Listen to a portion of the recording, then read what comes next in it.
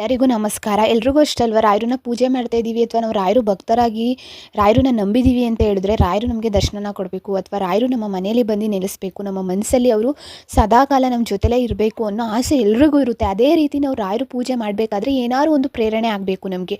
ರಾಯರು ಅನುಮತಿ ಅಂದರೆ ಅಪ್ಪಣೆ ಇಲ್ಲದೇ ನಾವು ರಾಯರು ಪೂಜೆನೂ ಮಾಡೋದಕ್ಕಾಗೋದಿಲ್ಲ ಅಥವಾ ರಾಯರು ಮಟ್ಟಕ್ಕೆ ಹೋಗಿ ಅವರ ದರ್ಶನ ಪಡೆಯೋದಕ್ಕೆ ಸಾಧ್ಯ ಆಗೋದಿಲ್ಲ. ಅದೇ ರೀತಿ ರಾಯರು ನಮ್ಮ ಮನೆಗೆ ಬರಬೇಕಾದ್ರೆ ಯಾವ ಎಲ್ಲ ಸೂಚನೆಗಳನ್ನ ನೀಡ್ತಾರೆ ನಮಗೆ. ರಾಯರು ನಮ್ಮ ಮನೆಗೆ ಬರೋದಕ್ಕಿಂತ ಮೊದಲು ಹೇಗೆ ನಮಗೆ ತಿಳಿಸ್ತಾರೆ, ನಿಮ್ಮ ಮನೆಗೆ ನಾನು ಬರ್ತಿದ್ದೀನಿ ಅಂತ ಯಾವುದ್ರ ಮೂಲಕ ನಮಗೆ ತಿಳಿಸ್ಬಿಟ್ಟು ಅವರು ಯಾವ ವಿಧಾನದಲ್ಲಿ ನಮ್ಮ ಮನೆಗೆ ಬರ್ತಾರೆ ಅನ್ನೋದನ್ನ ನಾನು ಈ ವಿಡಿಯೋದಲ್ಲಿ ತಿಳಿಸ್ಕೊಡ್ತಾ ಇದ್ದೀನಿ. ಈ ಥರ ನಿಮ್ಮ ಮನೆಯಲ್ಲೂ ಅಥವಾ ನಿಮ್ಮ ಲೈಫಲ್ಲೂ ಕೂಡ ರಾಯರು ಈ ರೀತಿ ಪ್ರವೇಶ ಮಾಡಿ ನಿಮ್ಮ ಮನೆಗೆ ಬಂದು ನೆಲೆಸಿದಾರಾ ಇಲ್ವಾ ಅನ್ನೋದನ್ನ ನೀವು ಈ ವಿಡಿಯೋನ ಕೊನೆ ತನಕ ನೋಡಿ ಕಮೆಂಟ್ನ ಮಾಡಿ. ಗುರು ರಾಘವೇಂದ್ರ ಸ್ವಾಮಿಗಳು ತಮ್ಮ ಭಕ್ತನ ಮನೆಗೆ ಬರುವುದಕ್ಕಿಂತ ಮುಂಚೆನೇ ಅವರು ಹಲವಾರು ರೀತಿಯ ಮುನ್ಸೂಚನೆಗಳನ್ನ ನೀಡ್ತಾ ಹೋಗ್ತಾರೆ. ನೀವು ಅಂದುಕೊಂಡೇ ಇರಲ್ಲ, ನಿಮಗೆ ಗೊತ್ತಿಲ್ಲದೇ ನೀವು ಅಟ್ಟ ಬಿದ್ದು ನಾನು ರಾಯರ ಫೋಟೋ ತಂದೇ ತರ್ತೀನಿ, ನಾನು ರಾಯರ ಪೂಜೆ ಮಾಡೇ ಮಾಡ್ತೀನಿ ಅನ್ನೋವಂಥ ಮನೋಭಾವನ ಕೊಡೋ ಅಂಥದ್ದೇ ಮೊದಲ ಅವರು ದೊಡ್ಡ ಸೂಚನೆ ಅಂತಲೇ ಹೇಳ್ಬೋದು. ನೀವು ಎಲ್ಲೋ ಹೋಗ್ತಾ ಇರ್ತೀರ, ನಿಮಗೆ ಗೊತ್ತಿರಲ್ಲ, ನೀವೇನು ಅಂದ್ಕೊಂಡಿರಲ್ಲ, ನೀವೇನು ನೆನೆಸ್ಕೊಂಡಿರಲ್ಲ, ಬಟ್ ನಿಮಗೆ ಆಕಸ್ಮಿಕವಾಗಿ ರಾಯರ ಫೋಟೋ ಕಾಣಿಸೋವಂಥದ್ದು, ರಾಯರು ಹಾಡು ಕೇಳಿಸೋವಂಥದ್ದು ಅಥವಾ ರಾಯರು ವಿಗ್ರಹ ಕಾಣಿಸೋವಂಥದ್ದು, ಇಲ್ಲ ಯಾವುದೋ ಒಂದು ಗಾಡಿ ಮೇಲಾದರೂ ರಾಯರ ಫೋಟೋ ನಿಮಗೆ ಕಣ್ಮುಂದೆ ಕಾಣಿಸ್ತಾ ಇದೆ ಅಂತಂದರೆ ಅಲ್ಲಿಗೆ ಅರ್ಥ ಮಾಡ್ಕೊಬಿಡಿ ರಾಯರು ನಿಮ್ಮ ಜೀವನದಲ್ಲಿ ಬರೋದಕ್ಕೆ ಅವರು ಮುನ್ಸೂಚನೆನ ಕೊಡ್ತಾ ಇದ್ದಾರೆ, ನಿಮಗೆ ಒಲ್ದಿದ್ದಾರೆ ರಾಯರು ಅಂತಲೇ ಅರ್ಥ ಆಗುತ್ತೆ. ಮತ್ತು ಅವರು ಕನಸಿನ ಮೂಲಕ ದರ್ಶನ ಕೊಡುವಂಥದ್ದು. ಪದೇ ಪದೇ ನಿಮಗೆ ಕನಸು ಬೀಳ್ತಾ ಇದೆ, ರಾಯರು ಸ್ವರೂಪ ಆಗಿರುವಂಥ ವಿವಿಧ ರೂಪಗಳಲ್ಲಿ ಕನಸು ಬೀಳ್ತಾ ಇದೆ ಅಂದರೆ ರಾಯರು ಪೂಜೆ ಮಾಡೋದಕ್ಕೆ ರಾಯರು ಪ್ರೇರೇಪಿಸ್ತಿದ್ದಾರೆ ಅನ್ನೋದೇ ಅವರು ಮುನ್ಸೂಚನೆನ ಕೊಡ್ತಾ ಇದ್ದಾರೆ ಅಂತಲೇ ಅರ್ಥ. ನೀವು ಮಠಕ್ಕೆ ಹೋದಾಗ ಅಥವಾ ಯಾರೋ ಕಡೆಯಿಂದ ನಿಮಗೆ ಅನಿರೀಕ್ಷಿತವಾಗಿ ರಾಯರು ಮಂತ್ರಾಕ್ಷತೆ ನಿಮ್ಮ ಕೈ ಸೇರಿದೆ ಅಂದರೆ ಅಲ್ಲಿಗೆ ಅರ್ಥ ಮಾಡ್ಕೊಬಿಡಿ ರಾಯರು ನಿಮ್ಮ ಜೀವನದಲ್ಲಿ ಬರೋದಿಕ್ಕಂತಲೇ ಅವರು ಆಗಮನ ಮಾಡೋದಿಕ್ಕಂತಲೇ ಈ ಸೂಚನೆನ ಕೊಡ್ತಾ ಇದ್ದಾರೆ ಅನ್ನೋದೇ ಅರ್ಥ ತಿಳಿಸುವಂಥದ್ದು. ನಿಮಗೆ ಗೊತ್ತಿಲ್ಲದೇ ಮನಸ್ಸು ತುಂಬ ಶಾಂತವಾಗಿರುವಂಥದ್ದು, ಏನೋ ಒಂಥರ ಖುಷಿ ಮತ್ತು ರಾಯರ ಬಗ್ಗೆನೇ ಪದೇ ಪದೇ ಆಲೋಚನೆ ಮಾಡ್ತಾ ಇರುತ್ತೆ ನಿಮ್ಮ ಮನಸ್ಸು. ಅಷ್ಟೇ ಇಲ್ಲದೇ ರಾಯರು ಪೂಜೆನ ಮಾಡಬೇಕು, ರಾಯರನ್ನ ಕಣ್ತುಂಬ್ಕೋಬೇಕು, ರಾಯರು ದರ್ಶನ ಪಡ್ಕೋಬೇಕು ಅಂತ ಅತೀವ ಆಸೆ ನಿಮ್ಮನ್ನು ಯಾವಾಗಲೂ ಕಾಡ್ತಾ ಇರುತ್ತೆ. ಅದು ಕೂಡ ರಾಯರೇ ನಿಮ್ಮನ್ನ ಪ್ರೇರೇಪಿಸ್ತಿರ್ತಾರೆ ಅವ್ರ ಪೂಜೆ ಮಾಡೋದಿಕ್ಕಂತಾನೆ. ಲೈಫಲ್ಲಿ ಏನೋ ಒಂದು ಸಮಸ್ಯೆ ಕಾಡ್ತಾ ಇರುತ್ತೆ, ಅದಕ್ಕೆ ತಾನಾಗ್ತಾನೆ ದಾರಿ ಕಾಣ್ಬಿಡುವಂಥದ್ದು. ಮತ್ತು ನಿಮ್ಗೆ ಯಾರೋ ಒಬ್ರು ಹೇಳ್ಬೋದು ರಾಯರು ಮಟ್ಟಕ್ಕೆ ಹೋಗಿ ಅಥವಾ ರಾಯರು ಕಡೆಯಿಂದ ಇದಾಗುತ್ತೆ ಅದಾಗುತ್ತೆ, ಇಲ್ಲ ರಾಯರಿಗೆ ಇದೊಂದು ಸೇವೆ ಮಾಡಿ ನಿಮ್ಮ ಲೈಫ್ ಈ ಥರ ಚೇಂಜ್ ಆಗುತ್ತೆ ಅಂತ ಎಲ್ಲ ಹೇಳ್ತಾರೆ. ಅದೆಲ್ಲವೂ ಕೂಡ ರಾಯರು ಕಡೆಯಿಂದನೇ ಬಂದಿರೋವಂಥದ್ದು. ರಾಯರು ನಿಮ್ಮ ಜೊತೆಲೇ ಇರೋದಿಕ್ಕೆ, ನಿಮ್ಮ ಜೀವನಕ್ಕೆ ಆಗಮನ ಆಗೋದಿಕ್ಕೆ ರಾಯರು ಈ ಎಲ್ಲ ರೀತಿಯ ಸೂಚನೆಗಳ ಮೂಲಕ ನಿಮಗೆ ಮೊದಲೇನೆ ಅವರು ತಿಳಿಸ್ತಾ ಹೋಗ್ತಾರೆ. ರಾಯರು ಕರೆದಾಗಲೆಲ್ಲ ಬರುವವರು, ಅಷ್ಟೇ ಅಲ್ಲದೆ ಕರದಲ್ಲಿಗೆನೂ ಕೂಡ ಬರುವವರೇ ರಾಯರು. ನಂಬಿದವರ ಕೈ ಬಿಡದ ರಾಯರು. ಇಷ್ಟೆಲ್ಲವೂ ಕೂಡ ರಾಯರಿಗೆ ಸುಮ್ಮನೆ ಯಾರು ಹೇಳೋದಕ್ಕೆ ಸಾಧ್ಯ ಇಲ್ಲ.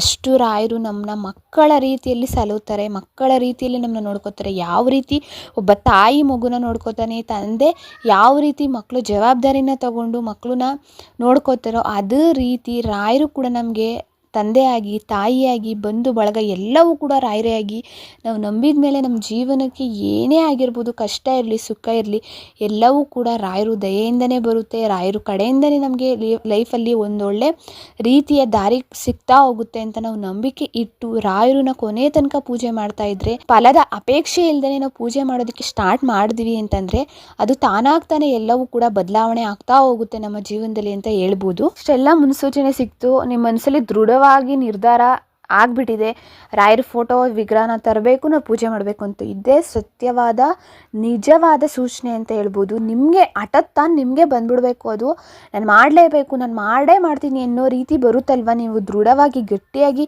ನೀವು ನಿಂತ್ಕೋತಿರಲ್ವ, ಯಾರಿಗಾರು ನೀವು ಹೇಳಿ ಇಲ್ಲ ನಿಮ್ಮ ಮನೇಲೇ ಒಪ್ಕೊಳ್ಳೋ, ಇಲ್ಲ ಬೇಡ ತರೋದು ಬೇಡ, ಆಗಲ್ಲ ನಮ್ಮ ಮನೆಗೆ ನಾನ್ ವೆಜ್ ತಿಂತೀವಿ ಮತ್ತೊಂದು ಏನಾದರೂ ಹೇಳಿದ್ರು ಕೂಡ ನಿಮ್ಮ ಮನಸ್ಸಲ್ಲಿ ಪದೇ ಪದೇ ಅದೇ ಯೋಚನೆ ಬರುತ್ತೆ.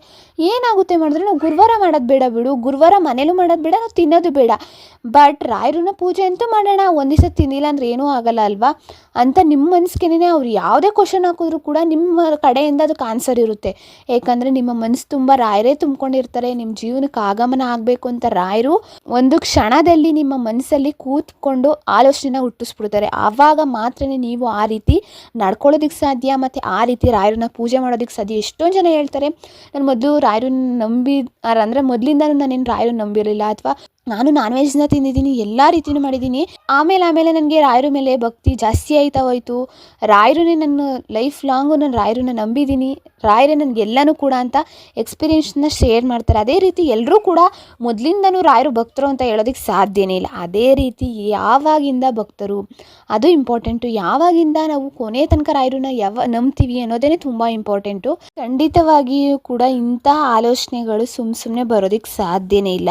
ಇದಕ್ಕೆ ಹೇಳೋದು ಗುರು ಪ್ರೇರಣೆ ಅಂತ. ಗುರುಗಳು ಎಲ್ಲಿ ಪ್ರೇರೇಪಿಸ್ತಾರೋ ಅಲ್ಲಿಗೆ ನಮ್ಮ ಜೀವನ ಪಾವನ ಆಗುತ್ತೆ ಅಂತಲೇ ಅರ್ಥ ಆಗುತ್ತೆ. ಜೀವನ ಅದೇ ರೀತಿ ನಡ್ಕೊಂಡು ಹೋಗ್ತಾ ಇರುತ್ತೆ. ನೀವೇನೇ ಮಾಡ್ರೂ ನೀವೇನೇ ಪ್ರಯತ್ನ ಪಟ್ಟರೂ ಕೂಡ ಅಲ್ಲಿ ಏನೂ ನಡೀತಾ ಇರಲ್ಲ. ಅಂಥ ಟೈಮಲ್ಲಿ ರಾಯರು ನಿಮ್ಮ ಜೀವನದಲ್ಲಿ ಏನೋ ಒಂದು ಬದಲಾವಣೆ ಬೇಕು, ಆ ಬದಲಾವಣೆಗೆ ದಾರಿ ತೋರಿಸೋದಕ್ಕಂತೆ ನಾನು ಬರ್ತಾ ಇದ್ದೀನಿ ಅನ್ನೋ ಟೈಮಲ್ಲಿ ರಾಯರು ನಿಮ್ಮ ಜೀವನಕ್ಕೆ ಬರುವಂಥದ್ದು. ಎಲ್ಲರೂ ಹೇಳೋ ರೀತಿ ನಾವೇ ಮಂತ್ರಾಲಯಕ್ಕೆ ಹೋಗೋದಕ್ಕೆ ಸಾಧ್ಯ ಇಲ್ಲ, ಅಥವಾ ರಾಯರು ಫೋಟೋನ ಖರೀದಿ ಮಾಡಿ ಮನೆಗೆ ಕರ್ಕೊಂಬರೋಕ್ಕೂ ಸಾಧ್ಯ ಇಲ್ಲ. ಅದ್ರ ಬದಲಾಗಿ ರಾಯರೇ ನಮ್ಮನ್ನ ಕರ್ಸ್ಕೋಬೇಕು, ರಾಯರೇ ನಮ್ಮ ಮನೆಗೆ ಬರಬೇಕು ಅನ್ನೋದೇ ಎಲ್ಲರೂ ಹೇಳೋದು. ಅಂದರೆ ರಾಯರು ಅದೇ ರೀತಿ ಅವರೇ ಕರೆಯೋ ತನಕ ನಾವು ಕಾಯಬೇಕು.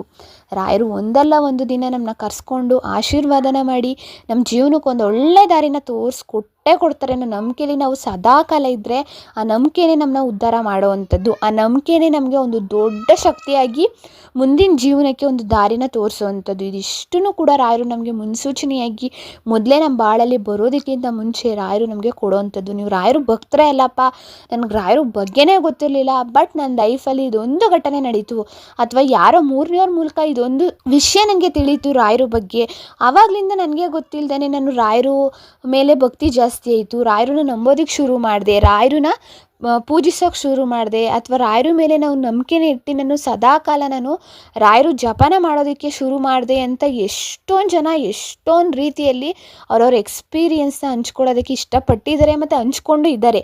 ಅದೇ ರೀತಿ ನಿಮ್ಮ ಲೈಫಲ್ಲಿ ಯಾವುದರ ಮೂಲಕ ನಿಮಗೆ ರಾಯರ ಮೇಲೆ ಭಕ್ತಿ ಬಂತು, ಅಥವಾ ಯಾರ ಮೂಲಕ ನಿಮಗೆ ಬಂತು, ನಿಮಗೆ ಎಲ್ಲಿಂದ ಶುರುವಾಯಿತು ರಾಯರ ಮೇಲಿನ ಭಕ್ತಿ ಅನ್ನೋದನ್ನ ನೀವು ಕಮೆಂಟ್ ಬಾಕ್ಸಲ್ಲಿ ಕಮೆಂಟ್ನ ಮಾಡಿ ನಿಮ್ಮ ಎಕ್ಸ್ಪೀರಿಯೆನ್ಸ್ನು ಕೂಡ ಎಲ್ಲರೂ ಒಂದಿಗೂ ಹಂಚ್ಕೊಳ್ಳಿ ಅಂತ ನಾನು ಹೇಳೋದಕ್ಕೆ ಇಷ್ಟಪಡ್ತಾ ಇದ್ದೀನಿ.